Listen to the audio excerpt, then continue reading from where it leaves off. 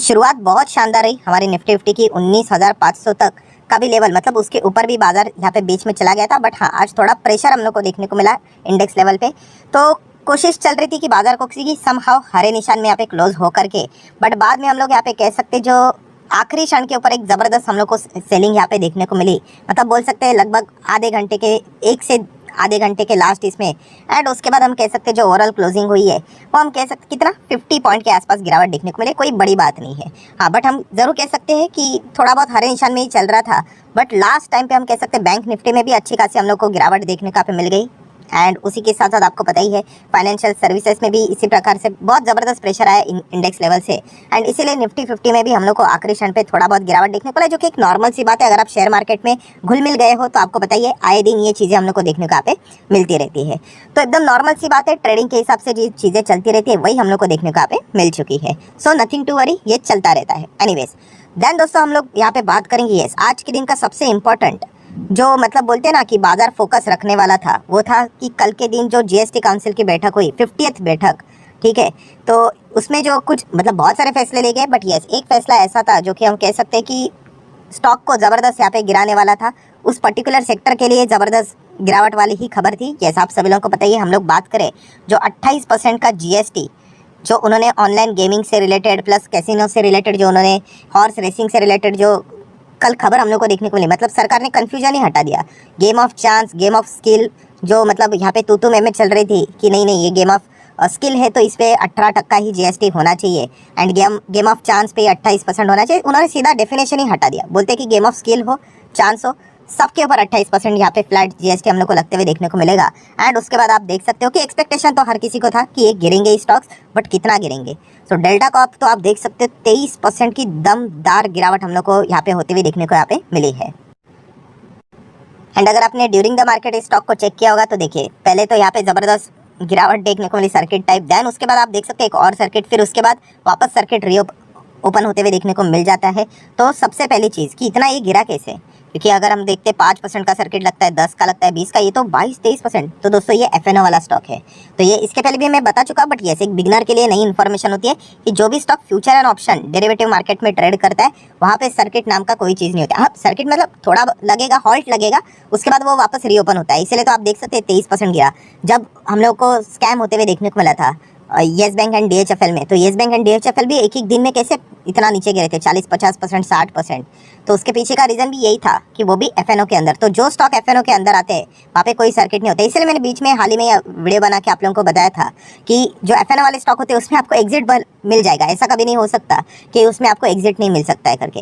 हाँ जो non F&O वाले स्टॉक होते हैं वहाँ पे एग्जिट लेना बहुत मुश्किल होता है, क्योंकि वो सर्किट लगता है, फिर आपको एम ऑर्डर डालना पड़ेगा, फिर लक होगा तो एग्जिट होंगे। तो आप देख सकते हैं डेल्टा कॉप की ज़बरदस्त धज्जियाँ उड़ती हुई देखने को मिली है।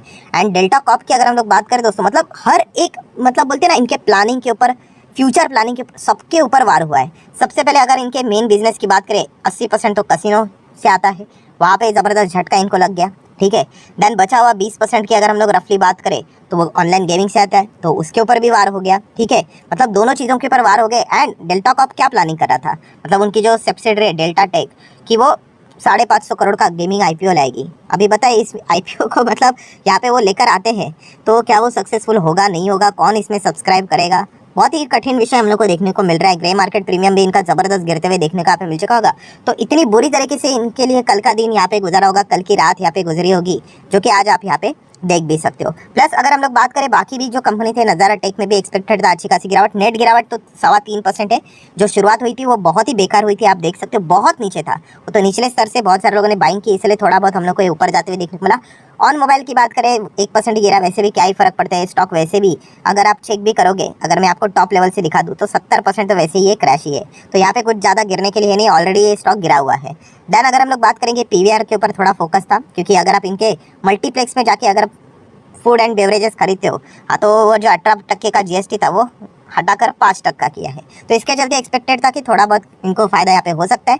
तो इसका जो रिजल्ट है आप देख सकते हैं, कुछ खास हम लोग को चीज़ें देखने को नहीं, हाँ गैप अप जरूर देखने को मिला, बट वो टिक नहीं पाया क्योंकि ओवरऑल बाजार में भी प्रेशर देखने को मिला था। ठीक है, ये छोटी मोटी चीज़ें हम लोग को देखने को यहाँ पे मिली है, बट वो जीएसटी वाला जो डेल्टा कॉप एंड नज़ारा टेक्स के साथ रिलेटेड जो चीज़ें देखने को मिली, बहुत ही खतरनाक चीज़ें हम लोग को देखने को यहाँ पे मिली है। इससे एक बात हम लोग को सीखने को मिलती है दोस्तों, ठीक है, क्या लर्निंग लेसन मिला, वेरी वेरी इंपॉर्टेंट चीज़ मैं बोलना चाहूँगा। ठीक है, वीडियो बड़ा हो सकता है बट यही तो इंपॉर्टेंट चीज़ है। कौन सी चीज़ सीख लिया आपने कि बता मुझे, क्या डेल्टा कॉप, थोड़ा पीछे जाओ, क्या ये कंपनी सरकारी कंपनी है? नहीं है, फिर भी सरकार ने बैंड बजा दी। मतलब क्या है दोस्तों कि जो हम बोलते हैं ना कि ये सरकारी कंपनी है, इसमें तो जाना नहीं चाहिए, जो कि हर किसी का अपना अपना चॉइस यहाँ पे होता है।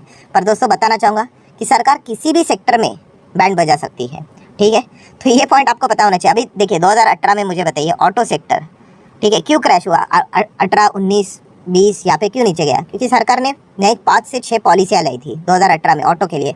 तो बताने का मकसद क्या है कि अगर आप किसी भी कंपनी में, आपके पोर्टफोलियो में जितने भी स्टॉक्स है, याद रखना सरकार कभी भी चाहे तो यस उनको यहाँ पे गिरा सकती है। मतलब डिपेंड करता है कि खबर कैसे निकल कर आती है, उस हिसाब से चीज़ें यहाँ पे वर्क करती है।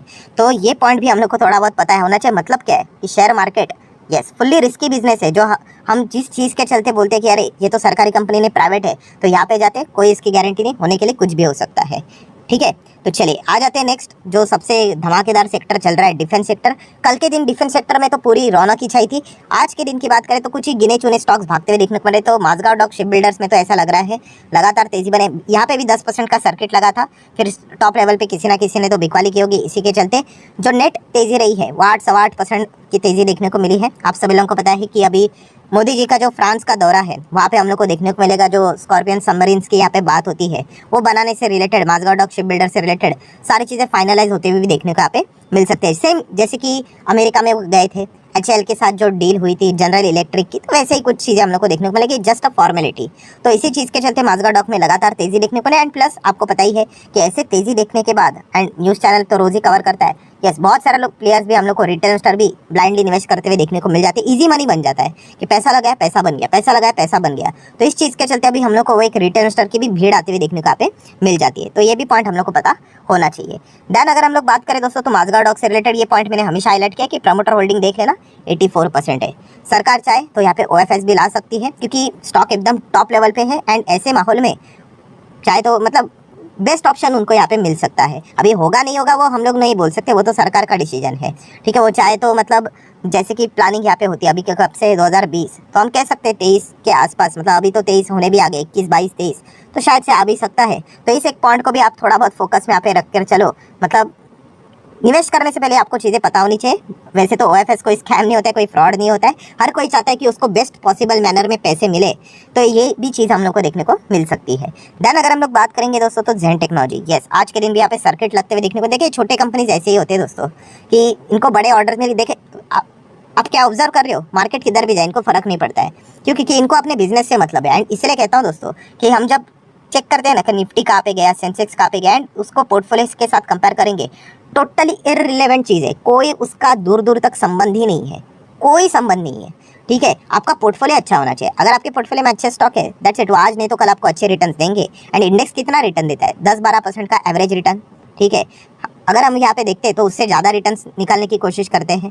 तो ये हमारा मेजर टारगेट यहाँ पे होता है। सो ज़ेन टेक आप देख सकते हो लगातार अच्छी खासी तेज़ी देखने को यहाँ पे मिल रही है।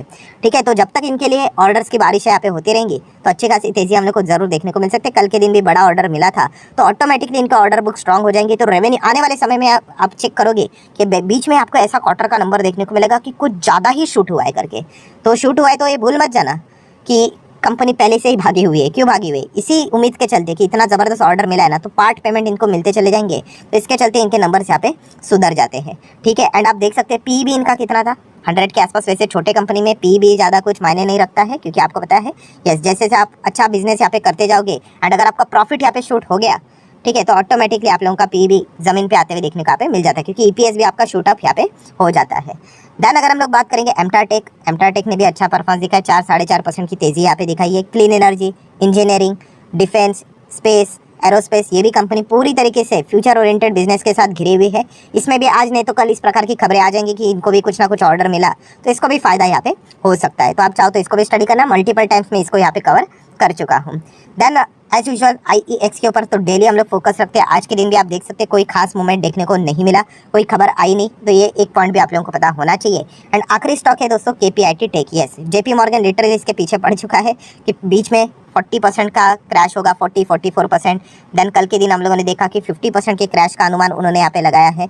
ठीक है, तो इसका परिणाम अभी तक तो KPIT के स्टॉक के ऊपर हम लोग को देखने को नहीं मिला है। ऑब्वियसली जो भी इन्वेस्टर रहेंगे, बड़े इन्वेस्टर की मैं बात कर रहा हूँ दोस्तों, ठीक है, जिनके पास लाखों करोड़ों शेयर्स होते हैं, तो ऑब्वियसली कंपनी के रिजल्ट तक का इंतजार करेंगे। रिजल्ट देखने के बाद ही वो असेस करेंगे कि क्या करना चाहिए और नहीं करना चाहिए। वैसे मैं एक बात बता दूं दोस्तों कि इन चीज़ों के चलते कंपनियां तबाह नहीं होती है। ठीक है, शेयर मार्केट इसी को बोला जाता है, स्टॉक ऊपर रहेगा नीचे रहेगा, ऊपर रहेगा नीचे रहेगा। आज के दिन जो भी स्टॉक एकदम टॉप लेवल पे, उसका भी चार्ट पैटर्न चेक करो।